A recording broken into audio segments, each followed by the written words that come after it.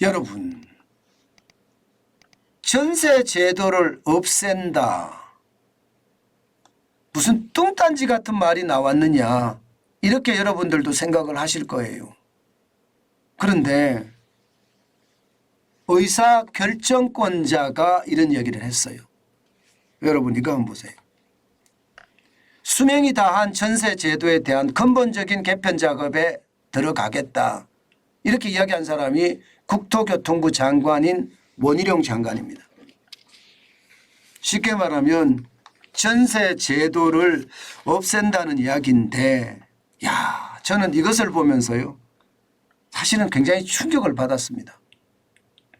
제가 집 살 때를 생각을 해보면요, 제가 옥탑방에 처음에 월세로 살다가 거기 이제 전세로 바꾸고요, 그리고 돈이 이제 직장을 생기면서 돈을 벌으니까 다가구 주택에 전세로 들어갔습니다.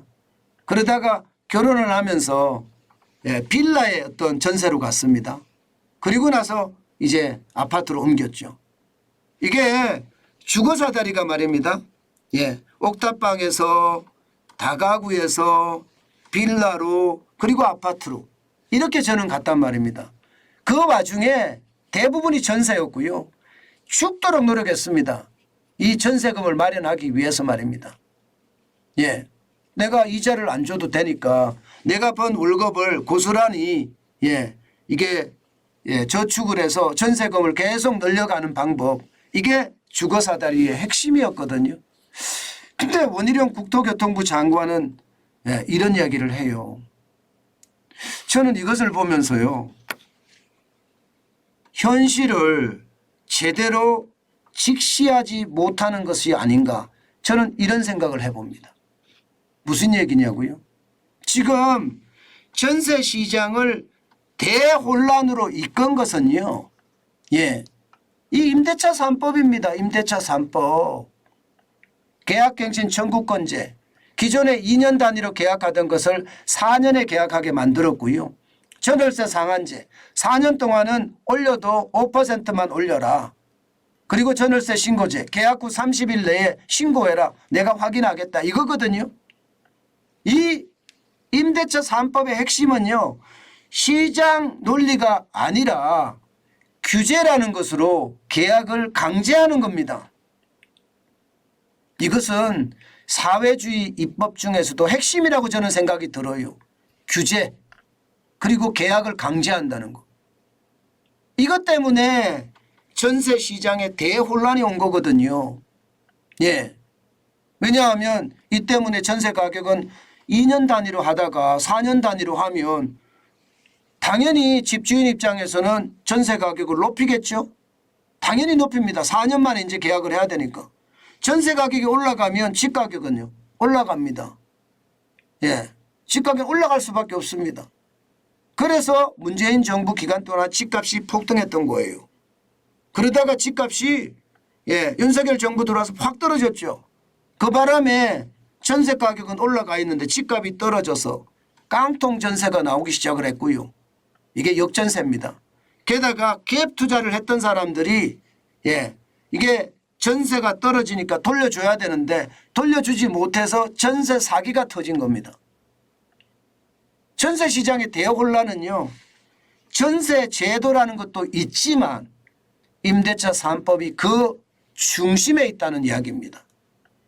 그러면 이게 전세 제도를 없앤다는 이야기를 할 것이 아니라 임대차 3법을 개편해야 된다는 이야기가 더 먼저 나와야 된다는 이야기죠. 물론 원희룡 장관은요, 전세 제도를 없애겠다 이렇게까지 이야기는 안 했습니다. 예를 들어서 에스크로 계좌를 도입하겠다. 이 말은 무슨 말인가 하면요, 전세 보증금을 제3기간에 예치를 하겠다는 거예요. 그렇게 되면 전세 보증금에 대한 사고도 방지하고 갭 투자에 대한 부작용도 차단할 수 있다, 이런 얘기거든요.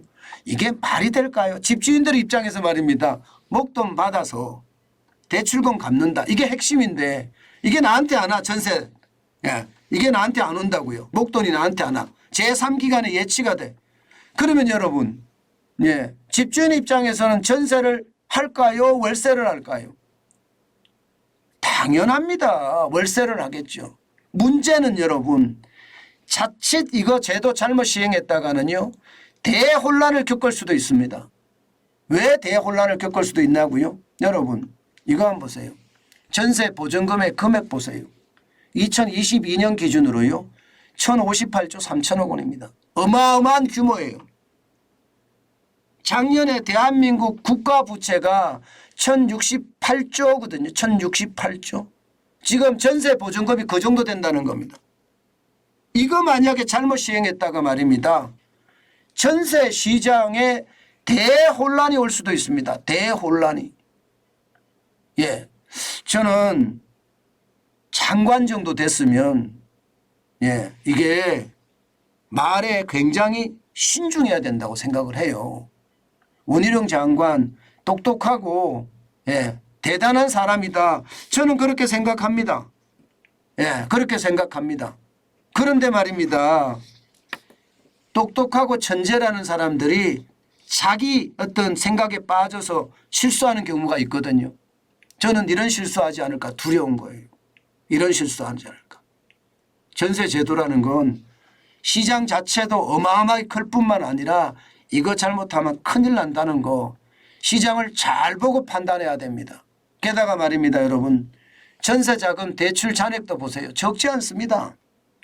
작년 12월 기준으로 보면 172조 5천억 원이에요. 예, 이게 늘어나는 속도가 장난이 아니고요.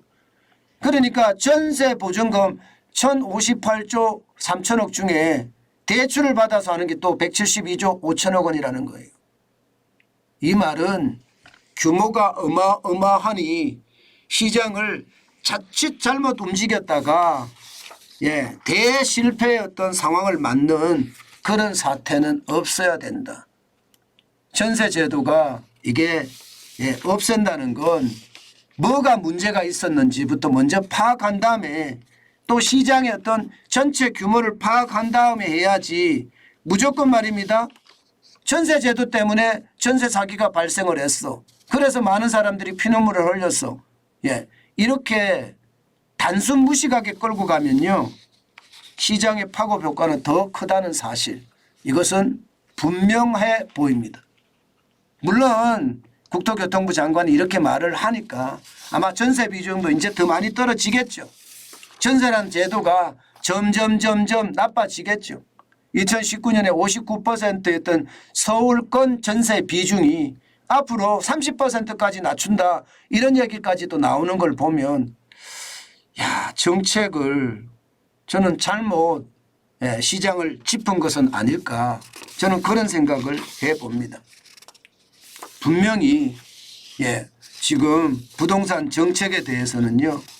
굉장히 고민하고 또 고민해서 신중하게 발언을 해야 된다는 것 다시 한번 말씀드립니다. 장관이 말 한 번 잘못하면 시장의 분위기는 확 달라질 수 있다는 것. 우리는 이미 문재인 정부 때 경험을 했습니다. 제발 시장에 영향을 미치는 최악의 발언은 삼가해 주시기 바라겠습니다.